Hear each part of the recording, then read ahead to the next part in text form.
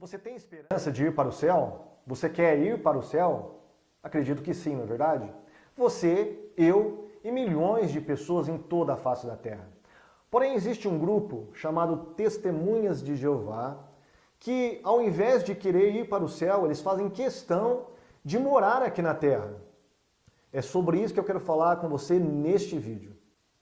As Testemunhas de Jeová até produziram um livro. Esse livro aqui, Poderá Viver para Sempre no Paraíso na Terra, para convencer, através de alguns textos bíblicos, de que ao invés de irmos para o céu, nós devemos nos contentar em morar aqui na terra. Eles acreditam que apenas 144 mil irão para o céu e o resto, que eles chamam de pequeno rebanho, irão morar aqui na terra para todo sempre, na terra paradisíaca. E para isso, eles precisam costurar alguns textos, tirá-los fora do contexto, para justificar a sua teologia de um paraíso aqui na terra. E olha, eles têm convencido muitas pessoas, viu? Principalmente aqueles crentes que não vão para a escola dominical, não fazem parte de nenhum estudo bíblico, não gostam de teologia. Esses crentes são as vítimas em potenciais das seitas e principalmente das Testemunhas de Jeová. Porque quando um crente não vai para a igreja de manhã, ele fica em casa dormindo. E quem que passa de manhã na sua casa às 8, 9 horas da manhã? Isso mesmo,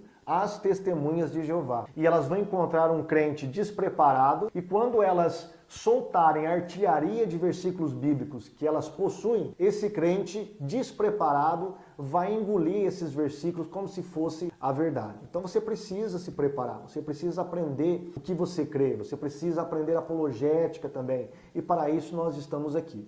Mas enfim, nós estamos falando sobre Testemunhas de Jeová e se nós vamos morar no céu ou vamos morar aqui na terra em um paraíso. Existem alguns textos bíblicos que eu gostaria de analisar com você, que as Testemunhas de Jeová mencionam constantemente quando elas vão conversar com as pessoas de porta em porta. E principalmente nos Salmos. Por exemplo, o Salmo 37 tem vários versículos que falam sobre os justos herdando a terra, morando na terra. Vamos dar uma analisada? Estou aqui com a tradução do Novo Mundo, que é a Bíblia das Testemunhas de Jeová. Aliás, eu tenho um vídeo que será postado logo logo sobre a Bíblia das Testemunhas de Jeová. Como elas adulteraram a palavra de Deus por fazer interpolações de palavras no texto original do grego, principalmente do grego, para justificar as suas doutrinas. Mas este é um próximo vídeo. Mas vamos lá. Salmo 37, no versículo 9, está escrito: Pois os próprios malfeitores serão decepados, mas os que esperam em Jeová são os que possuirão a terra. O verso 11, mas os próprios mansos possuirão a terra e deveras se deleitarão na abundância de paz. Foi esse texto que Cristo vai citar lá no Sermão da Montanha, né? Quando ele fala que os mansos herdarão a terra.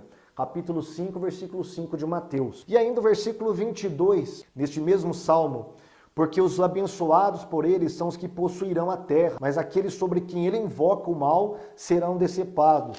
Versículo 29, os próprios justos possuirão a terra e residirão sobre ela para todo sempre. Ainda nós temos o Salmo 115, o Salmo 25, que fala sobre herdar a terra prometida. Portanto, quando uma testemunha de Jeová cita esses salmos para as pessoas, geralmente aqueles crentes que não conhecem a palavra de Deus, pode à primeira vista impressionar. Olha, de fato, aqui a Bíblia está falando que os justos herdarão a terra.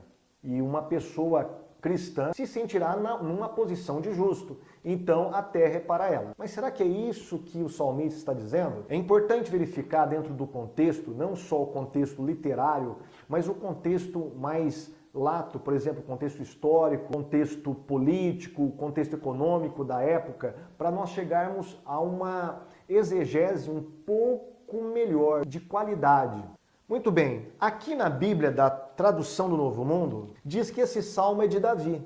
E de fato é um salmo davídico. Agora, o que Davi queria dizer quando ele mencionou aqui que os justos herdarão? Será que ele está falando do planeta Terra?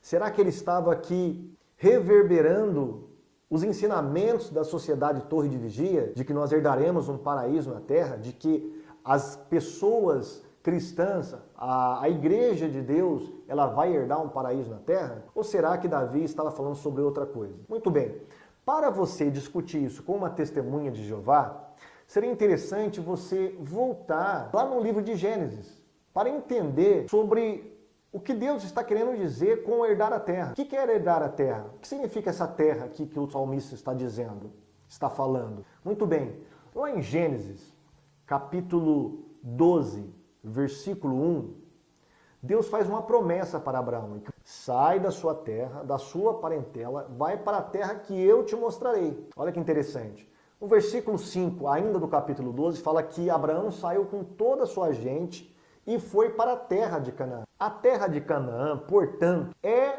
a terra da qual Deus tinha prometido para Abraão e para a sua descendência, o povo de Israel. E você vai entender já já o que eu quero dizer, aonde eu quero chegar com isso, para tentar te explicar o porquê o salmista Davi mencionou aqui que os justos herdarão a terra. Abraão gerou um grande povo. Ele deu origem a 12 patriarcas. Esses 12 patriarcas deram origem a um povo imenso que durante 400 anos ficaram cativos no Egito. Deus levanta um homem chamado Moisés. Esse homem é um libertador, liberta o povo de Israel e conduz esse povo pelo deserto até a terra prometida, mas ele não entra na terra prometida. O seu sucessor Josué é que faz as vezes de Moisés. Ele então conduz o povo até a terra prometida para possuir aquela herança que nós lemos, né, ou que está escrito aqui no capítulo 12 de Gênesis, que Deus tinha prometido a Abraão. Mas olha que interessante, vamos dar uma lida na própria tradução do Novo Mundo, o que está escrito em Josué capítulo 13, a partir do verso 1. Ora, Josué era idoso e avançado em anos. Portanto, Jeová lhe disse, tu mesmo ficaste idoso e avançado em anos. Em uma parte muito grande ainda resta de se tomar posse do país. Esta é a terra que ainda resta, todas as regiões dos filisteus e de todos os jesuritas, desde o braço do Nilo, que está defronte do Egito, para cima, até a fronteira de Ecrom, ao norte, e aí ele vai falando toda a região geográfica da qual o povo de Israel ainda não tinha conquistado. Muito bem. Josué morre e nós entramos na época dos juízes. A época dos juízes é uma época de caos, onde não há liderança alguma. E há um círculo vicioso durante 200 anos. O povo peca, cai em pecado, Deus permite que os seus inimigos tornem esse povo cativo, eles clamam ao Senhor, Deus levanta um libertador, um juiz, esse juiz liberta o povo, eles têm bonança, caem em pecado novamente, é cativo, eles clamam novamente, Deus levanta outro juiz e por aí vai. Durante 200 anos isso. E olha o que está escrito no capítulo 2 de Juízes. Vamos avançar um pouquinho. Se você tiver a sua Bíblia aí, pode acompanhar comigo, ok? Capítulo 2, a partir do verso 21, na tradução do Novo Mundo, viu? Eu, da minha parte, tampouco desalojarei mais de diante deles nenhuma única das nações que Josué deixou quando morreu, para por elas provar a Israel se guardarão ou não o caminho de Jeová, andando nele. Então aqui no livro de Juízes, durante 200 anos, o povo, eles não só não conquistaram mais terras, como perderam muitas das terras que eles haviam conquistado, porque eles se tornavam cativos daquelas nações que Josué tinha derrotado. Quando acaba a época dos juízes, nós entramos na época dos reis de Israel. O último juiz é Samuel, e o primeiro rei é Saul, o segundo rei é Davi. Durante esse tempo, Israel ainda não tinha conquistado a terra. Tanto é que quando Davi ele é empossado como rei, ele ainda está numa batalha militar para conquistar terras. E a gente vai observar isso em 2 Samuel, capítulo 5, versículo 6. Por conseguinte, o rei e seus homens foram a Jerusalém contra os jebuseus, que habitavam no país. E estes começaram a dizer a Davi, aqui não entrarás, mas os cegos e os coxos hão de repelir-te. Pensando, Davi não entrará aqui. Todavia, Davi passou a capturar a fortaleza de Sião, isto é, a cidade de Davi. Percebeu? Davi ainda estava numa operação militar para conquistar terra. E quando ele tomou posse como rei, ele criou um exército particular, no qual esse exército começou a guerrear contra outras nações, das quais ficaram lá aquela herança de Josué. Uma dessas terras aqui foi para o lado sul, que era Jerusalém.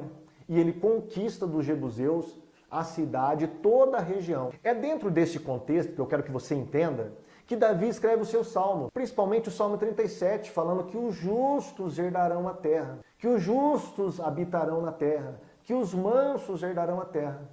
Aqui não está falando do planeta Terra, está falando da terra de Israel. Portanto, é uma promessa de um judeu falando para judeus. Não tem nada a ver com uma teologia jeovista de que nós herdaremos a terra.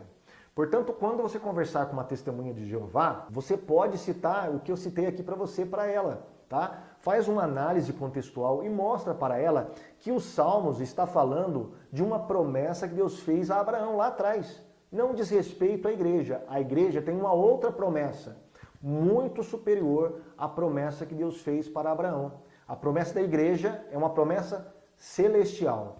E é sobre isso que eu gostaria de falar com você no próximo vídeo. Por quê? Porque num próximo vídeo eu quero tratar sobre os 144 mil e a grande multidão. Porque as testemunhas de Jeová falam que apenas os 144 mil que herdarão o céu, mas a grande multidão vai herdar a terra. Então nós vamos fazer uma análise nesse livro, no livro do Apocalipse, em outros textos da Bíblia, para ver se realmente é isso que a Bíblia ensina, tá ok? Mas por enquanto, somente para te ensinar como dialogar com uma testemunha de Jeová quando ela citar salmos para você, dizendo que os mansos herdarão a terra. E a propósito, no capítulo 5, versículo 5 de Mateus, Jesus fala de céu também, não só da terra. Por quê? Porque o público-alvo de Jesus eram os judeus. Ele não só falou da esperança da promessa que Deus fez a Abraão, que está no DNA dos judeus até hoje, do DNA cultural, espiritual dos judeus, mas também de uma promessa para a igreja, do céu, né? De herdar o céu. E nós poderíamos discorrer sobre diversos textos bíblicos que falam que nós iremos para o céu. Todos nós, não apenas 144 mil pessoas. Espero que você tenha aprendido, que você tenha gostado. Deixe o seu like para nos ajudar aí. Inscreva-se no canal, tá ok? E até o próximo vídeo, se Deus quiser.